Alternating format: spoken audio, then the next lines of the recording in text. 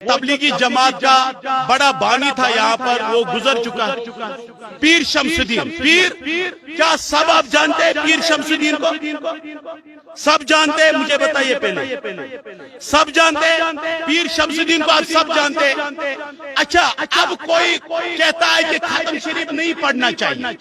ये किताब मेरे हाथ परसों पिछले माह आई है, गौर से सुनिए। ये किताब लिखी है मुफ्ती इसाक नाज़की साहब ने। ये उसने लिखे मेरे वालिद मेरे मुर्शिद, उसने ये किताब लिखी है पीर शमसुद्दीन के हवाले से, जो तबलीगी जमात का यहाँ पे बड़ा माना जाता है। हाँ, दारपुरा का आप ही के कपवाड़ा के रहने वाले थे वो। अच्छा, उसकी पूरी समाने इसने दर्ज किए मुफ्ती इसाक नाज़की कासमी, जो इस वक्त दारुल उलूम बांडीपोरा में वहाँ पे वैसे उस्ताद है वो। उसने यहाँ ये किताब लिखी है।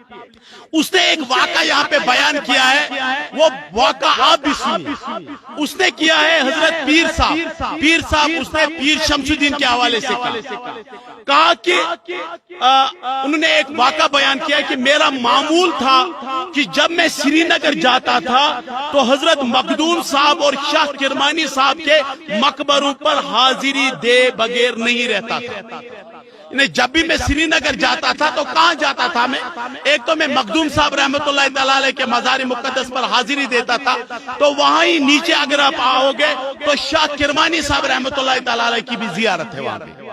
तो पीर शमसुद्दीन साहब कहते हैं कि मैं जब भी श्रीनगर जाता था तो इन दो जगहों पर मैं हाजिरी जरूर देता। तो कहता है वहां दुआ और फातिहा खानी का मामूल रह चुका था, मगर इस बार इनकी जियारत के बगैर घर वापसी हुई। एक दिन ऐसा हुआ कि वहां पर फातिहा चल रहा था, फातिहा खानी चल रही थी, दुआ चल रहा था, और मैं वहां नहीं गया और इसके बगैर ही मैं घर आया। क्योंकि कहता है कि मेरा मामूल था, मैं जब भी श्रीनगर जाता था तो मैं कोई मारान पर हाजिरी देने जाता था मुक़द्दम साहब रहमतुल्लाह तआला अलैह के मज़ार मुक़द्दसा पर। तो एक दिन ऐसा हुआ वहां पे दुआ चल रहा था और क्या चल रहा था, फातिहा खानी चल रही थी, तो मैं वहां नहीं गया। इस बार मैं बगैर वहां हाजिरी दिए हुए घर आया। ध्यान रखे कपवाड़ा लोलाब के लोगों। फिर कहा क्योंकि इन हजरात की नाराजगी मुझे महसूस हुई।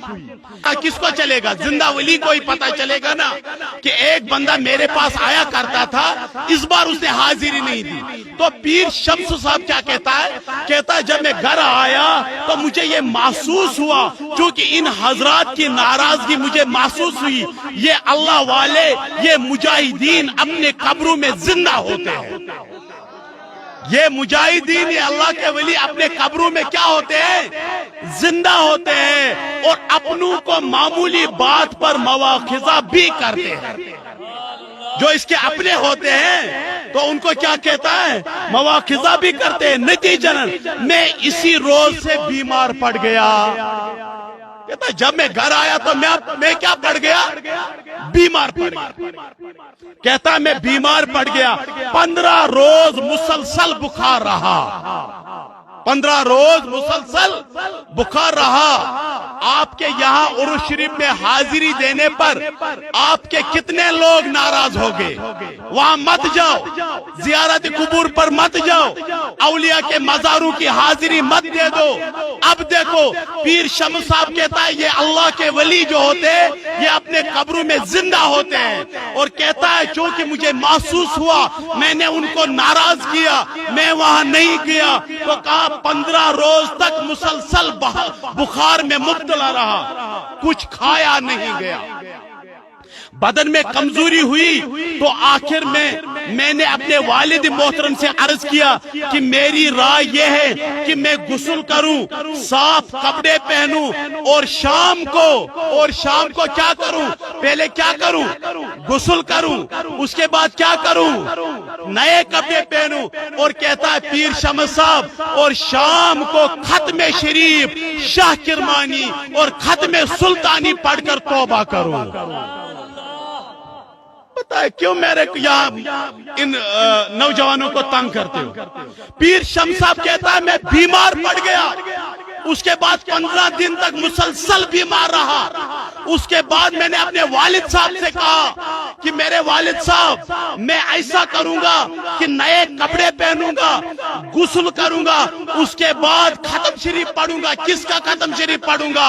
شاہ کرمان صاحب کا ختم پڑھوں گا اور شاہ سلطان العارفین مخدوم صاحب رحمت اللہ تعالی علیہ کا ختم پڑھوں گا. اس کے بعد کہتا ہے ختم شریف پڑھنے کے بعد میں توبہ کروں گا.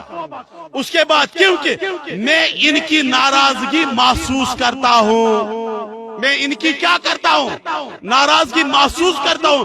اس کے ساتھ ہی والد صاحب کو پورا واقعہ سنایا کہ میں سری نگر سے بغیر زیارت کے واپس آیا ہوں. اس کے بعد میں نے اپنے والد صاحب سے کہا کہ میں بیمار اس لیے پڑا کہ میں سری نگر جاتا تھا, کوئی ماران پر حاضری دیتا تھا, اس بار میں نہیں گیا, اس وجہ سے میں بیمار پڑا. اب میں ختم شریف پڑھوں گا, گھر میں ختم شریف پڑھوں گا اور توبہ کروں گا. اس کے بعد کیا ہوا؟ اس کے بعد کہتے ہیں والد صاحب چونکہ خود بھی صاحب نسبت اور صاحب تعلق آدمی تھے, فوراً قبول کیا اور فرمایا کہ ہم بھی اس وظیفہ میں شریک رہیں گے. والد صاحب نے کیا کہا؟ جو آپ نے یہ کہا لہذا یہ جلدی قبول کیا. اور اس کے بعد کیا کہا؟ اس کے بعد کہا کہ میں بھی اس وظیفے میں, اس محفل میں کیا کہوں گا, میں بھی شریک رہوں گا. لہذا والد صاحب کے حکم پر پورے دن تیاری ہوئی. ختم شریف کے لیے کیا ہوا؟ پورے دن تیاری ہوئی. اور برادر اکبر مولانا عبدالعزیز صاحب نے بٹپورہ دارپورہ سے ایک بیڑ 20 روپے میں خریدا. اب کہتے ہیں ختم شریف پر کھانا نہیں کھانا چاہیے. اب پیر شمس الدین صاحب نے ایک بیڑ خریدا تو 20 روپے میں, لیکن خریدا کس لیے کہ گھر میں محفل ہے, ختم شریف کی محفل ہے, اس لیے ایک بیڑ بھی خریدا. اس کے بعد کیا ہوا؟ 20 روپے میں خریدا. تمام رشتہ داروں اور ہمسایوں کو مدعو کیا گیا اور دیگر وظائف کے علاوہ ختمات المعظمات بھی پڑھے اور دعائے استغفار کا اہتمام بھی کیا گیا. کہا کہ ہم نے بیڑ لایا, اس کو ذبح کیا, اس کو پکایا, محلے والوں کو بھی دعوت دی اور یہ رشتہ داروں کو بھی دعوت دی. اس ختم شریف میں ان کو شریک کیا, کھانا وغیرہ کھایا اور توبہ استغفار کیا. پیر صاحب فرماتے ہیں اسی رات میں نے ان حضرات یعنی حضرت سلطان العارفین اور شاہ کرمانی کو خواب میں دیکھا. ان سے باطنی تعلقات مزید مستحکم ہوئے اور میں صحت یاب ہو گیا. ختم شریف کے ذریعے اپنے گھروں میں بیماریاں دور کرنے والوں, گھر میں بیڑ پکانے والوں, میرے امام صاحب کو تنگ کرتے ہو کہ یہ ختم شریف کسی جگہ لکھا ہی نہیں ہے. جب کسی جگہ لکھا ہی نہیں ہے مجھے بتاؤ آپ کے بزرگ کیوں پڑھتے تھے؟ اب اپنے امام صاحب کو کہو کہ ختم شریف سلطان العارفین جب کوئی پڑھتا ہے کیا اس میں شیئا للہ ہے یا نہیں؟ ختم کرمانی صاحب جب کوئی پڑھتا ہے کیا اس میں شیئا للہ ہے کہ نہیں ہے؟ اب مجھے بتاؤ, پچھلے بار بھی ایک سوشل میڈیا پر ایک بندے نے یہ کہا تھا کہ ختم شریف پڑھنا, جو بھی ختم شریف پڑھے گا اس سے کہو میری طرف سے, یعنی اس بندے نے کہا تھا کہ وہ سب کچھ ہو سکتا ہے لیکن دیوبندی نہیں ہو سکتا. اب مجھے بتائے, کتاب آپ کے بزرگ نے لکھی ہے, واقعہ آپ کے بزرگ کا درج کیا ہوا ہے اس میں. اب مجھے بتاؤ اگر ہمارے سنی مسلمان ختم شریف پڑھتے تو آپ لوگ ناراض کیوں ہو جاتے؟ یہ سوال ہے میرا.